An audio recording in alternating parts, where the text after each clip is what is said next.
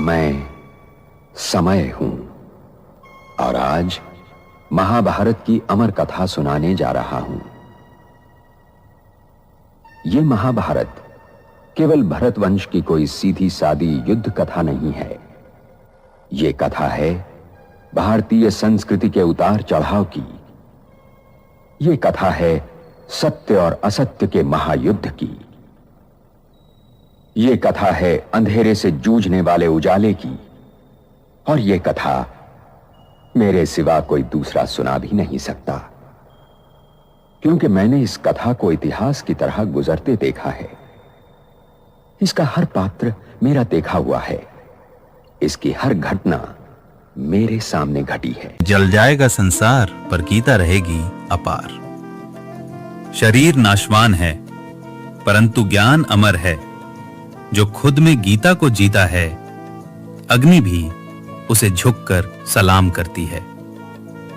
अहमदाबाद हवाई दुर्घटना में सब कुछ जलकर स्वाहा हो गया, लेकिन भगवत गीता ग्रंथ का न कवर जला न कोई पन्ना।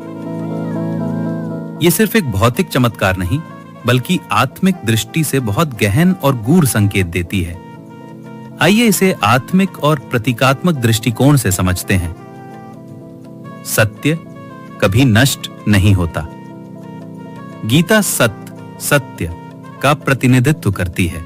गीता का अक्षुण्ण रहना यह संकेत देता है कि सत्य चाहे संसार की आग में भी पड़े, वो कभी भस्म नहीं हो सकता। जैसे आत्मा अजर अमर अविनाशी है, वैसे ही आत्मिक ज्ञान भी नाशवान नहीं है। नाशवान तो कुछ भी नहीं है सिवाय शरीर और दीगर भौतिकता के। नैनम छिंदन्ति शस्त्राणि नैनम दहति पावकः। आत्मा को न शस्त्र काट सकते हैं, न अग्नि जला सकती है। गीता केवल कागज का ग्रंथ नहीं है, वो संस्कारों का प्रसंग है। एक चरित्र कृष्ण ने अपने ही संस्कार गीता को पढ़ा। क्या संस्कार कभी नष्ट हुए हैं? हां, उन पर देह अभिमान की परत जरूर जम जाती है। परमात्मा का संदेश चलता नहीं, जलाता है अज्ञान को। यह घटना यह इंगित कर सकती है कि परमात्मा का दिया ज्ञान गीता अग्नि को भी अज्ञानी बना देता है। शरीर भस्म हो सकता है, लेकिन जो शाश्वत आत्मिक ज्ञान है वो किसी लौ में नहीं जलता। जैसे योगाग्नि विकारों को भस्म करती है, वैसे ही ये गीता भी विकारों को जलाती है, खुद नहीं जलती। विकार कौन सा? काम, क्रोध, लोभ, मोह, अहंकार, ईर्ष्या, द्वेष, ये सब नहीं।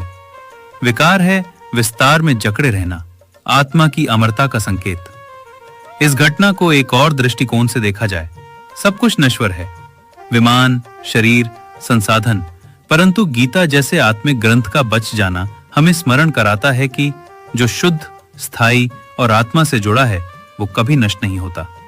ये केवल एक दुर्घटना नहीं, एक संकेत हो सकता है कि अब समय आ गया है पुनः गीता के ज्ञान को आत्मसात करने का। गीता कौन सी? चैतन्य गीता माता, जो खुद के अंदर ही है। सारी महाभारत तो वहीं हो रही है ना। इसीलिए कहते हैं अपने अंदर ही गीता माता को जियो, क्योंकि वही हमें साक्षी दृष्टा की घुट्टी पिलाकर मृत्यु के पार ले जा सकती है। आत्मिक भाषा में कहें तो विमान है संस्कारों से भरा हुआ ये मनुष्य जीवन, और दुर्घटना है उस जीवन का संग्राम। गीता है आत्मिक ज्ञान, आत्मा की शाश्वत स्मृति, और अग्नि है प्रकृति की परीक्षा या अंतिम दृश्यता।